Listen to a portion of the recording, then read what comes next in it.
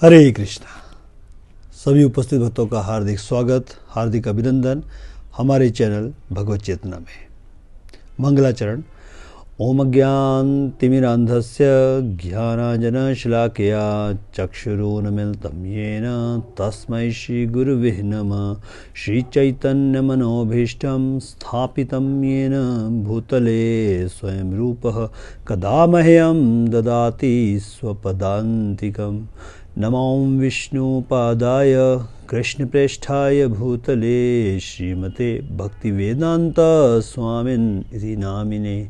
नमस्ते सरस्वते देवे गौरवाणी प्रचारिणे निर्विशेष शून्यवादी पाश्चात्यदेशधारिणे। जय श्री कृष्ण चैतन्य प्रभु नित्यानंद श्री अद्वैत गदाधर श्रीवास आदि गौर भक्तवृंद। हरे कृष्णा कृष्ण कृष्ण हरे हरे, हरे राम राम राम हरे हरे। तो पुनः हार्दिक स्वागत, हार्दिक अभिनंदन। श्रीमद् भगवद गीता यथारूप इस दिव्य ग्रंथ के ऊपर हमारा विचार चला हुआ है। भूमिका पर ही हमारा विचार चला हुआ है। भूमिका के अंतिम पड़ाव पे अब हम पहुंच चुके हैं और पिछली अपनी कुछ वार्ताओं में हमने चर्चा की थी कि किस प्रकार भगवान का दिव्य धाम, आध्यात्मिक जगत, वैकुंठ जिसे कहा जाता है, वैकुंठ यानी कुंठा से परे जो जगत है, ये संसार, ये भौतिक संसार जिसमें हम लोग और आप लोग रहते हैं, ये कुंठा जगत कहा जाता है क्योंकि इस संसार में कुंठा या कष्ट, अनेक प्रकार के कष्ट जिनके विभाग भिन्न प्रकार के हैं, आदि दैविक, आदि भौतिक, आध्यात्मिक कष्ट, जन्म, मृत्यु, जरा, व्याधि इत्यादि इत्यादि। ये बड़ा विस्तार है अगर हम समझने का प्रयास करें कि किस प्रकार के कष्ट एक जीवात्मा इस संसार में भोगता है। तो इन कष्टों से या इन भौतिक संसार से परे एक परा जगत है। ये संसार अपरा कहलाता है, अपरा। और इससे परे, इससे भिन्न एक दूसरी प्रकृति है, दूसरा जगत है, जिसके बारे में भगवान गीता में बताते हैं, 8वें अध्याय में भी बताते हैं, 15वें अध्याय में भी बताते हैं। पर तस्मात् भाव अन्य अव्यक्तो व्यक्तः सनातन। ये कहेंगे 8वें अध्याय में कि हे अर्जुन, इस दृश्य भौतिक जगत, इस दृश्यमान जो हम देखते हैं अपनी इंद्रियों से, जो हमें दृष्टिगोचर होता है, अनुभव होता है, इस भौतिक जगत से पर तस्मात् भाव अन्य, एक अन्य जगत भी है जो कैसा है, अव्यक्त व्यक्त सनातन, जो अव्यक्त है, जो दिखता नहीं है, हमारी इन इंद्रियों से दृष्टिगोचर नहीं होता है। समस्या क्या है संसार में? समस्या संसार में ये है कि जो हम अपनी इंद्रियों से अनुभव करते हैं उसी को सत्य मानते हैं, अथवा हम जो अनुमान करते हैं उसी को सत्य मानते हैं, है ना। श्रीपाद मध्वाचार्य जी कहते हैं, श्रीपाद मध्वाचार्य एक बहुत बड़े आचार्य हुए वैदिक सभ्यता के, वैदिक शास्त्रों के। वो आचार्य पाद श्रील मध्वाचार्य जी कहते हैं कि व्यक्ति 3 प्रकार से ज्ञान प्राप्त करता है। एक है सीधे अपने अनुभव से, इंद्रियों के अनुभव से, इंद्रियों से देखता है, सुनता है, सूंघता है, स्पर्श करता है, जो भी इंद्रियों से अनुभव करता है उसको सत्य मानता है। दूसरा ये है कि व्यक्ति ने, हालांकि हो सकता है अपनी इंद्रियों से अनुभव ना किया हो, अपनी इंद्रियों से किसी चीज़ को जांचा परखा ना हो, लेकिन फिर भी व्यक्ति अनुमान के आधार पर या दूसरे व्यक्तियों से जब जानता है उसके बारे में, तो अनुमान के आधार पर भी कई बातों को सत्य मानता है। उसको अनुमान प्रमाण कहते हैं। लेकिन जो वास्तविक प्रमाण है उसको शब्द प्रमाण कहा गया है। श्रीपाद मध्वाचार्य समझाते हैं, शब्द प्रमाण वो है जो कि हम वैदिक शास्त्रों से शब्दों को सुनते हैं, यानी जो हम वैदिक शब्दों को हम कथा के माध्यम से जब सुनते हैं, तो वैदिक शास्त्र सर्वाधिक प्रमाणिक शास्त्र है, जिसमें सत्य का वर्णन किया गया है, परम सत्य का वर्णन किया गया है और दृश्य भौतिक जगत का भी वर्णन किया गया है। तो वैसे ही जो हमारा श्रुति शास्त्र है, ये भगवत गीता, जो कि श्रुति शास्त्र भी है, स्मृति शास्त्र भी है, दोनों ही तरह का शास्त्र हमारा भगवत गीता है, गीता उपनिषद। तो ये शास्त्र भगवान के धाम का वर्णन करता है, अद्भुत वो धाम है। और अब आगे हम ये सुनने का प्रयास करते हैं कि हम उस धाम में प्रवेश कैसे प्राप्त कर सकते हैं। ये तो पता लग गया कि वो धाम दिव्य है, अद्भुत है, इस कुंठा जगत से परे है, अव्यक्त है, इंद्रियों से जाना नहीं जा सकता है, लेकिन फिर भी सनातन धाम है, कभी नष्ट नहीं होता है। उसको हम यदि प्राप्त करना चाहें तो किस विधि से प्राप्त करें? तो उसका वर्णन भी यहाँ है। इसलिए प्रभुपाद जी समझाते हैं, यहाँ कहते हैं इसकी सूचना भगवद गीता के 8वें अध्याय में 5वें श्लोक में दी गई है। अंतकाले च मामेव स्मरणुक्त्वा कलेवरम सह प्रयाति समद्भाव याति नास्ति अत्र संशय, कि अंतकाले च माम एव, जो कोई व्यक्ति अंतकाल में मेरा स्मरण करते हुए, स्मरण उक्त्वा कलेवरम, कलेवर यानी अपने शरीर को, उक्त्वा छोड़ता है, सह प्रयाति समद्भाव, वो व्यक्ति तुरंत किस चीज़ को प्राप्त करता है? मद्भाव, मेरे भाव को, यानी मेरे जैसे शरीर को, मेरी संगति को, मेरे लोक को वे व्यक्ति प्राप्त करता है। याति न अस्ति अत्र संशय, इसमें किसी भी प्रकार का संशय नहीं है। अर्थात यदि हम भगवान के धाम वैकुंठ में, गोलोक वृंदावन धाम में प्रवेश करना चाहते हैं तो उसके लिए हमें अंतकाल में शरीर छोड़ते समय कृष्ण का स्मरण करना होगा। ये महत्वपूर्ण है, क्योंकि हम कहते भी हैं सामान्य बोलचाल में अंतमति सो गति। जैसा मृत्यु के समय में हमारा विचार होगा, जो हमारी मति होगी, जहाँ हमारी चेतना लगी होगी, जहाँ हमारी आसक्ति होगी, उसी प्रकार की गति, यानी उसी प्रकार का अगला शरीर हमें प्राप्त होगा। जैसे कहते हैं जो व्यक्ति मृत्यु के समय कृष्ण का चिंतन करता है वो कृष्ण को प्राप्त होता है। इसलिए मनुष्य को चाहिए कि वो कृष्ण के स्वरूप का स्मरण करे, और यदि स्वरूप का चिंतन करते हुए वो व्यक्ति मर जाता है, देह त्याग करता है, तो वो भगवत धाम को प्राप्त होता है। तो ये भगवान के धाम को प्राप्त करने का मार्ग बताया गया है, तरीका बताया गया है। लेकिन कृष्ण का स्मरण इतनी आसानी से होता नहीं है। कृष्ण का स्मरण करने के लिए, किसी भी बात का स्मरण करने के लिए पहले हमें उस विषय में रुचि होनी चाहिए, उस विषय में हमारी आसक्ति होनी चाहिए, उस विषय में हमें चिंतन करना चाहिए। तो ऐसा नहीं है कि व्यक्ति अपने जीवन काल में जो मर्जी करे, जैसे मर्जी जीवन व्यतीत करे, अपने इंद्रिय भोग करे अनियंत्रित रूप से, और फिर सोचे कि ठीक है अगले जीवन का निर्धारण तो मृत्यु के समय ही होना है, तो जीवन काल में तो आनंद भोग लेता हूँ, लेकिन जब शरीर छोड़ने का समय आएगा तो फटाफट कृष्ण का स्मरण कर लूँगा।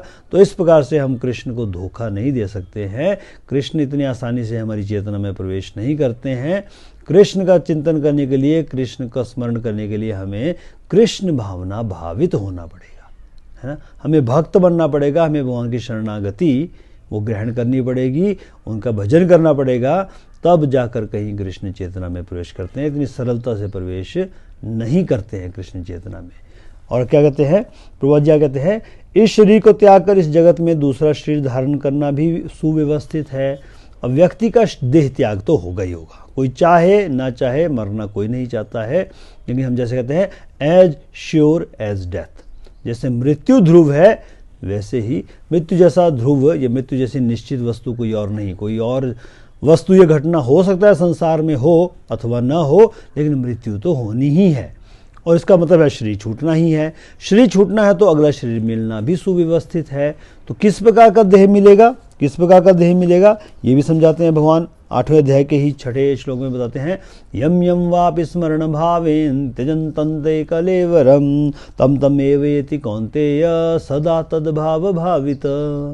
व्यक्ति शरीर छोड़ते समय जिस भी वस्तु का, जिस भी चीज़ का, जिस भी घटना का, जिस भी किसी विषय वस्तु का चिंतन करता है, यम यम वापि स्मरण भावम त्यजन्तन्ते कलेवरम तम तम एव कौन्तेय, तो वो व्यक्ति उस भाव को निश्चित रूप से प्राप्त करता है अर्जुन, इसमें कोई संशय नहीं है। तो जैसे पहले भी कहा, हमें अपनी चेतना स्थानांतरित करनी पड़ेगी भगवान कृष्ण में, अन्यथा संसार में हमारा मन लगा हुआ है, संसार में हमारी चेतना लगी है, विषय वस्तुओं के प्रति हम आसक्त हैं और हम विषय वस्तु या भौतिक संसार का ही चिंतन करते हैं। तो ये बहुत निश्चित है।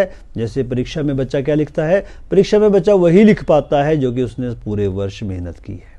ऐसा तो नहीं है कि बच्चा पूरे वर्ष जो है वो खूब आनंद लूटे, खूब खेले कूदे, पढ़ाई ना करे, बिल्कुल मेहनत ना करे और परीक्षा के समय केवल विचार करे मेरे अच्छे नंबर आ जाए। तो केवल मात्र विचार करने से व्यक्ति की या विद्यार्थी के अच्छे नंबर नहीं आएंगे, उसे पढ़ना पड़ेगा, उसे जो विषय वस्तु है, जो सब्जेक्ट मैटर है, वो अपने मन में बिठाना पड़ेगा, समझना पड़ेगा, तब जाकर फिर वो परीक्षा में अच्छे उत्तर ले सकता है और परीक्षा में अच्छे नंबरों से पास हो सकता है। वैसे ही मृत्यु हमारी परीक्षा है। मृत्यु क्या परीक्षा है कि हमने अपने जीवन काल में क्या किया। यदि हमने जीवन काल में भौतिक विषयों का ही चिंतन किया, भौतिक भोग का ही चिंतन किया, भौतिक आसक्ति में ही हम लगे रहे, तो हमारा फिर अगला जन्म जो है बहुत ही संसार में ही होगा, और कर्मानुसार हो सकता है बहुत अच्छा ना हो, या हो सकता है बहुत निकृष्ट हो। लेकिन यदि कृष्ण को अपनी चेतना में प्रवेश करवाते हैं, कृष्ण के ऊपर हम आश्रित होते हैं, तो निश्चित रूप से जो है हम भगवत धाम को प्राप्त होंगे। इसका आश्वासन कृष्ण स्वयं हमें दे रहे हैं। तो आगे कहते हैं कि जीवन में हम या तो भौतिक या आध्यात्मिक शक्ति के विषय में सोचने के आदी है। अब ये भी पक्की बात है कि मन हमें दिया गया है, मन का काम है स्मरण करना। Mind is a thought generating machine. मन जो है निरंतर विचारों को उपजता है।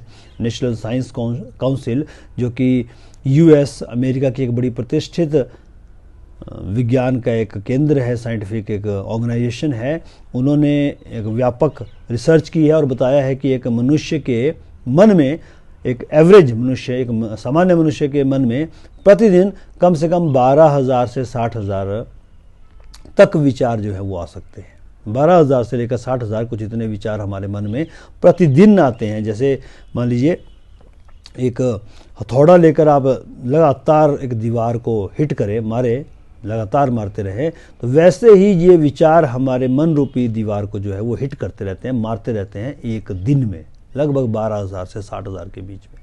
तो जब इतने ज़्यादा चोट, इतने ज़्यादा विचार एक मन में आ रहे हैं, तो निश्चित रूप से मन विचलित रहेगा, मन जो है क्षुब्ध रहेगा, मन चंचल रहेगा, मन हठी होगा, मन बलवान होगा।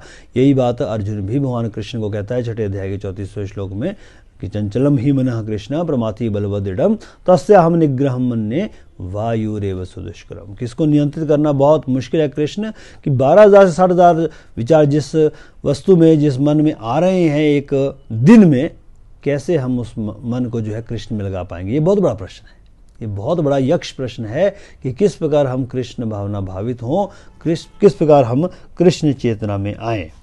लेकिन यदि हम समझे, कृष्ण के साथ अपने संबंध को समझें, प्रभुपाद जी लिखते हैं कि चैतन्य चरितमृत में जैसे कहा गया है, कृष्ण चेतना में मन लगाने के लिए आपको कृष्ण से संबंधित साहित्य पढ़ना पड़ेगा, है ना। चैतन्य चरितमृत जैसे कहते हैं, मध्य लीला में कहते हैं, माया मुग्ध जीवे नाही स्वतः कृष्ण ज्ञान, जीवे रे कृपाए कैला कृष्ण वेद पुराण। कि जो संसार में हम माया में बंधे हैं, माया में मुग्ध हैं, कहते हैं माया मुग्ध जीवेर ना ही स्वतः कृष्ण ज्ञान, इनको अपने आप कृष्ण ज्ञान नहीं हो सकता है। अपने आप हम सोचे कि हमें कृष्ण हमारे स्मरण में आ जाएं, कृष्ण हमें समझ में आ जाएं, कृष्ण चेतना में हम पूरी तरह से लग जाए, तो माया मुग्ध हम जीव हैं, नहीं स्वतः कृष्ण जीवेर ना ही स्वतः कृष्ण ज्ञान, को अपने आप कृष्ण ज्ञान नहीं हो सकता है ना। शाम को मान लीजिए मुझे अंग्रेजी, हिंदी, पहाड़ी भाषा आती है, तो जब मैं सुबह उठूंगा तो ऐसा नहीं कि मुझे हिंदी, अंग्रेजी, पहाड़ी के साथ फ्रेंच भाषा भी सुबह आ जाएगी, ऐसा तो नहीं होगा ना। जो शाम को मैं सोते वक्त जितना ज्ञान मुझे है, जितना नॉलेज मुझे है, वही ज्ञान या नॉलेज या वही भाषा का ज्ञान मुझे सुबह भी होगा, कोई ज़्यादा तो नहीं हो सकता।